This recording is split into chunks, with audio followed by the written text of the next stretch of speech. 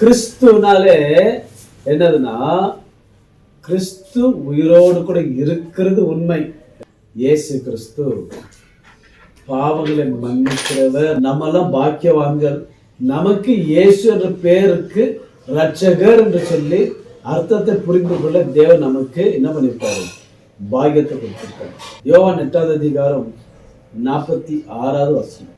ரிக்வேதா 10வது அதிகாரம் 90வது வசனத்துல இந்த வசனத்தினுடைய அர்த்தத்தை அங்க போட்டு, நம்முடைய தேவனை பத்தி பாவம் மன்னிக்குவார் சொல்லி மற்ற வேதத்துல போட்டிருந்தா கூட அவரு காட்டி கொடுக்க பயந்துட்டாங்க.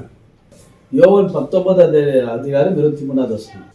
இதையும் ரிக்வேதால போட்டிருக்காங்க.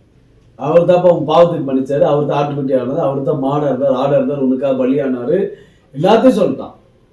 ஆனா இயேசு என்ற பேரை மாத்திரம் சொல்லல. நல்லவர். இயேசு கிறிஸ்துவ பத்தி நம்ம தியானிக்கணும்னா நேரங்கள் நமக்கு போதாமல் இருக்கணும், காலங்களும் போதாமல் இருக்கணும்.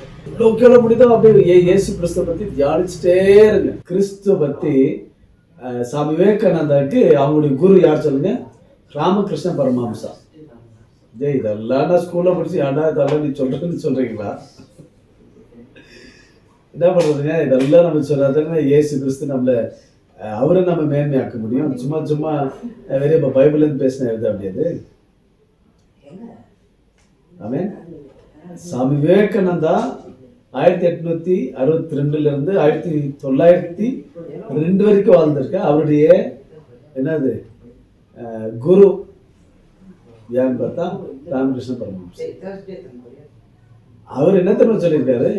இயேசு கிறிஸ்து அவர் படிச்ச பிறகு இயேசு கிறிஸ்து படிச்சு, he is not just God, he is a real sense. எப்படி பாருங்களேன், he is the only one real being ன்னு போடப்பட்டிருக்கு. ஆனா எல்லாத்துக்கும் மகானா இருந்தவர் யாரு? நம்ம இயேசு கிறிஸ்து. he preached Christ.